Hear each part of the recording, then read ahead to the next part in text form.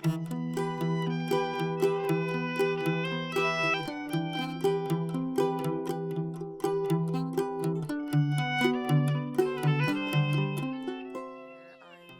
Byest. I am living in Spain currently, but I am originally from Poland.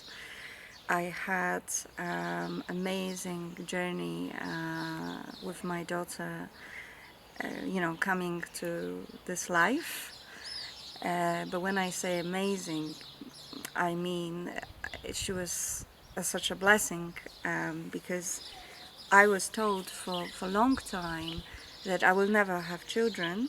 When I was 21, I was told that my hormonal imbalances caused me not to conceive, so I had quite a lot of interventions, hormonally, taking hormones to become a mom one day.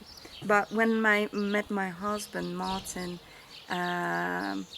it just all happened naturally, and we conceived, and Maya was coming to our life. From the moment I found out I was pregnant, I was super excited, and I make sure I'm really healthy and I eat great food. Back then I was actually vegan, and I continued to be focusing on plant-based diet, eating lots of fresh vegetables and fruit. I was feeling super healthy actually, and super fit. I think everybody said I had that mother glow, when you're pregnant. And I got really inspired to have a home birth. And at the time I was told that that's the most natural way, to have a home birth. So somehow the universe provided me with these midwives, community midwives, that were coming to my house. So until I was actually 8 months pregnant, I didn't have to go to hospital, because I had community midwives coming to my house, checking the baby growing and all the positions. So I was really, really empowered, and I felt like I'm, really looking forward to have a home birth. At the time I lived in the United Kingdom, near Liverpool, and I made everything in preparation for natural birth, and I had a dedicated room in the house where I put, a pool, prepared the pool. I had a vision boards on the walls. So I just was ready to give birth myself. And then around 38 weeks, I was told by my midwife that my baby girl's position is breech, meaning she's not in the right position for what she said, natural birth, and probably very soon I will be asked to go to hospital. And at the time I was really kind of shocked by that message, because I had it all, focused and sorted that I'm going to have a birth at home in this beautiful harmony, equilibrium I created. And she said, yes, you could have it, but none of the midwives will be available to help you, because we have no insurance to cover home births when your birth is breech, your pregnancy is breech. So I had to sort of quickly educate myself about that, because I still felt really full of oxytocin, full of empowerment. I said, doesn't matter, I can still do it myself.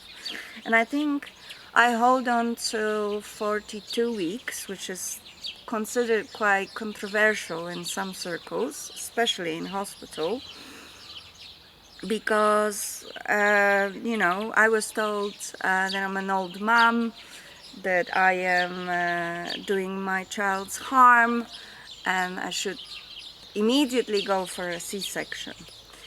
And I just couldn't accept it for a long time. And I wanted to give it Maya a best option, and for me. So I tried for the last few weeks and days, really. I hold on with an idea she's going to turn.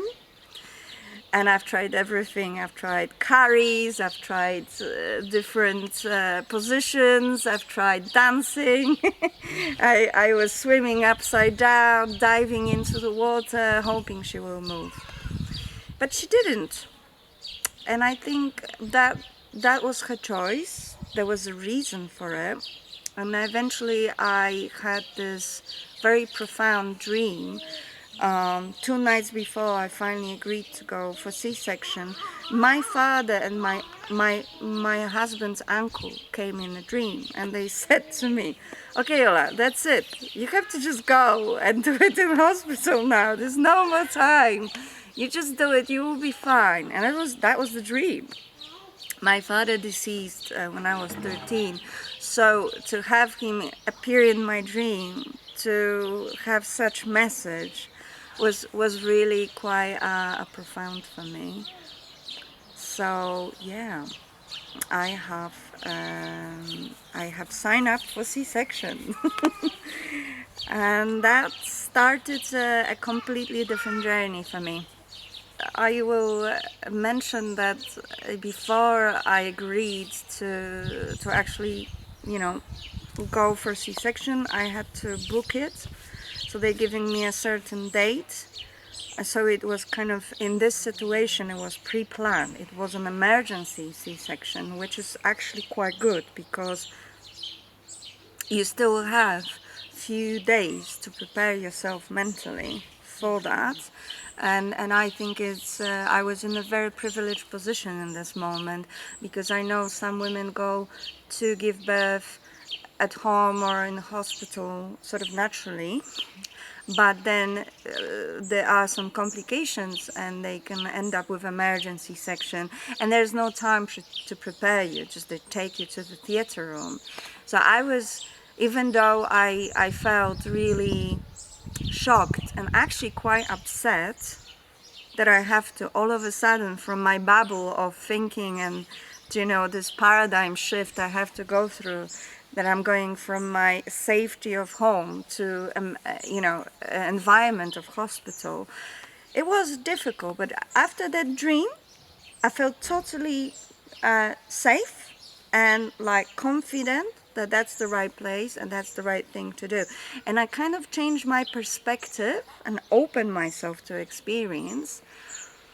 And it was at first difficult because I had to go and have several checks done on my belly. So, I have not had them done in hospital setting, and now all of a sudden every day before the operation I had to go and have all the checks, all the heartbeat checks, and it was every day, and it was for a week. So that meant we had to drive for appointments every day, have this intervention. But I think what the hospital staff was trying to do, they were trying to really make sure that my baby is still alive. So I was really grateful, because they were cautious. They were really cautious, and so I was treated with extra care, if you like. Then when the day came to C-section, I actually had a night before, I started to have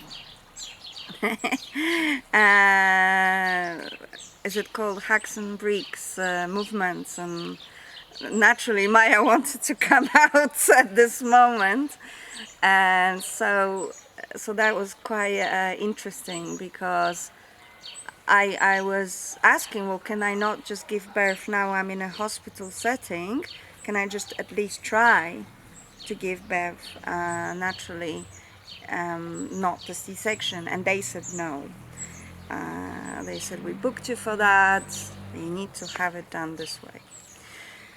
And I think for me, the the whole experience of C-section was quite traumatic because in my birth chart and birth plan I put together for the consultants before I entered hospital, it was to at least have a presence of my husband there.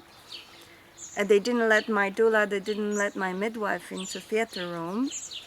And when it came to give you epidural that they normally do, and they ask you if you want to have local epidural or complete anesthetic, and I refused to have anesthetic because I wanted to breastfeed my daughter. If they give you anesthetic, you are pretty much out for 2 days and 2 nights. And I just really want to make sure that didn't happen.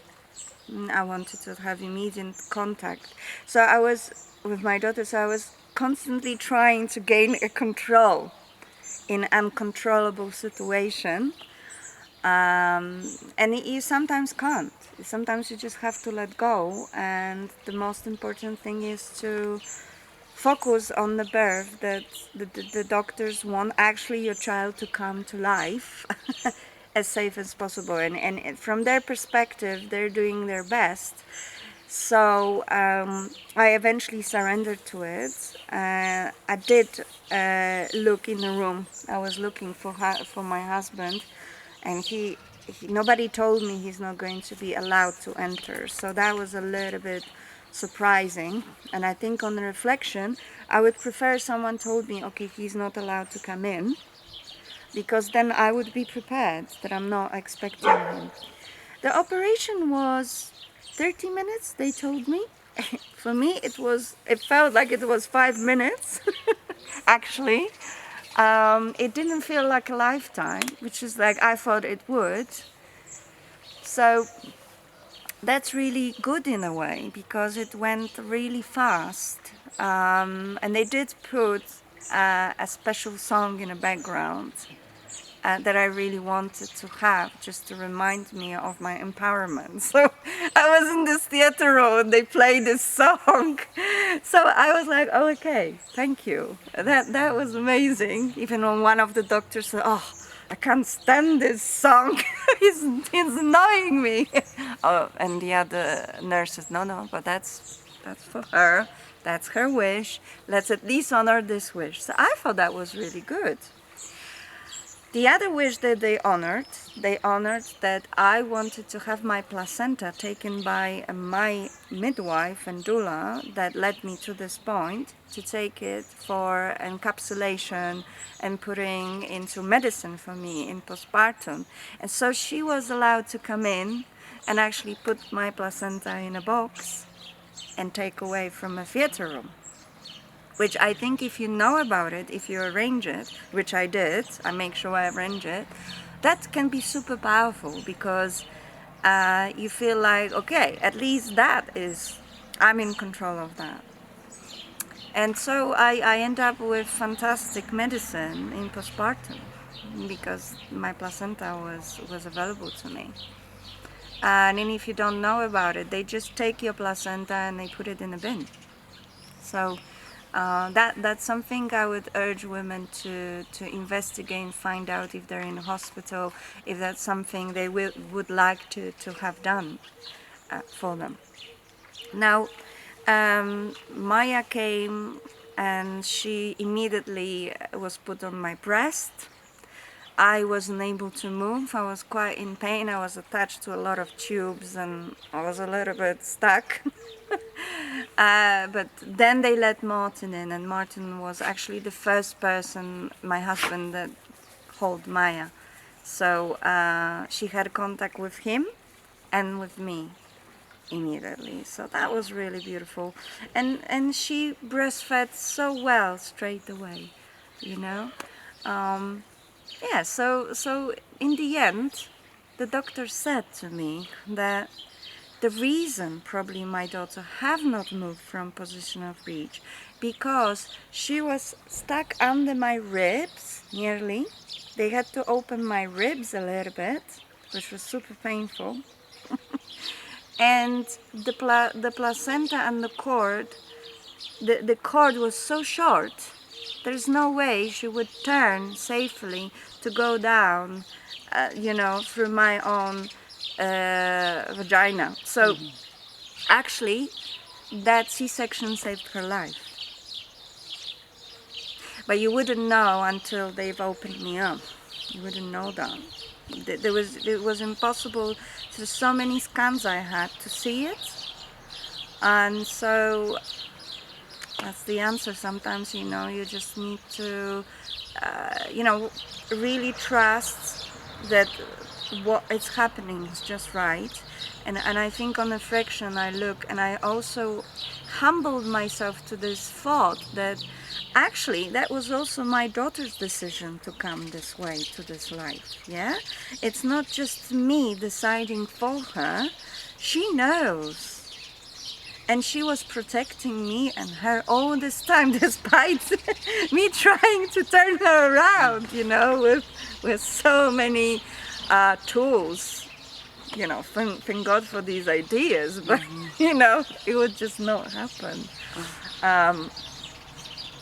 I think the staff in the hospital were very, like I said, they had this idea that because I'm classified older mom, I had Maya when I was 40, that they put extra members of staff after the birth to come and visit my room. I had a rota of 3 breastfeeding nurses coming to check if I am able to breastfeed properly, which was a little bit on top or over the top for me, because I was not left alone for a minute myself with my baby, so it was like a little bit more extreme, you know. And at some point I was so tired and I didn't, you know, accept any painkillers after the operation, which is a normal procedure. You get a lot of quite strong painkillers in your bloodstream, and I refused. So the doctors came and asked me and actually begged me 3 times, Ola, please take painkillers, you're in pain, the wound is super painful, you know, and you have to walk to the toilet, you're bleeding. But what helped me is hypnotic meditation. That my husband is hypnotherapist, and he did a special script for me, which I practiced for weeks and weeks and weeks, how to deal with pain. So I used that script, and I used the breathing technique to overcome the pain. And I said to the doctors, I'm fine, I can do this without medication. So they were a little bit like, is she crazy or what? But they let me eventually do that, and therefore I was not intoxicated by anything. So my daughter received my milk, and I was really happy, because that was another thing I was in control of. And I think when you are giving birth and you feel like totally everything is out of control, it can be really traumatic. But if you have few things that you feel like, oh, okay, this is me, this is my baby, and I can do this way, it feels really, really empowering, and actually quite important for your emotional state of mind for the days and weeks to come in postpartum.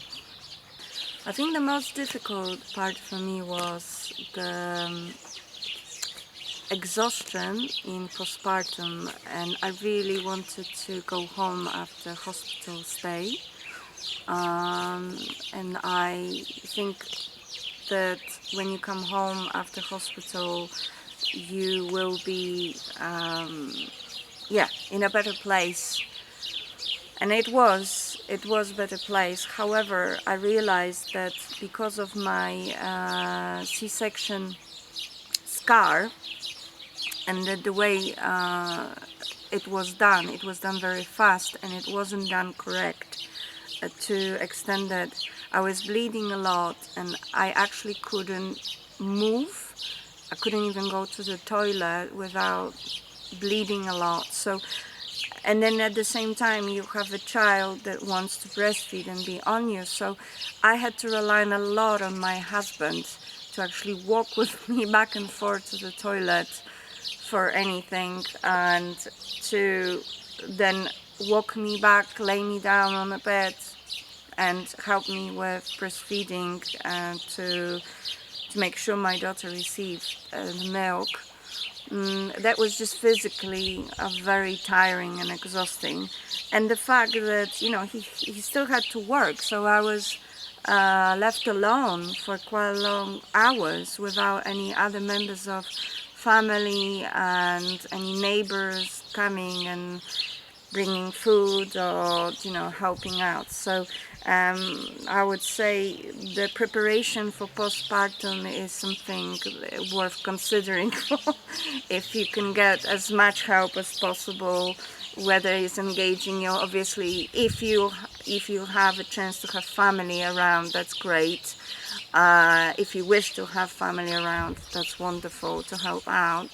Because if you're relying on someone who is, you know, he's practically your husband, but he becomes a nurse and he has to work as well, he has to cook. It's quite a lot for the couple to go through. So that was, I would say, the most difficult first 6 weeks. And I also didn't know that my daughter had a tongue tie, so I was breastfeeding her non-stop, and she would not actually receive amounts of milk she could get. And I discovered she had a tongue tie. She had to had operation, so her muscles from the mouth has been released to receive the milk. So that was a big discovery, and I'm glad that I intuitively sensed that there's something wrong. The moment it was organized by nurses, it was absolutely fine. Yeah, so that's, I would say, the biggest challenge: lack of support in postpartum to the level that could to help us both with a child. And I guess my message to other women is to really trust their intuition.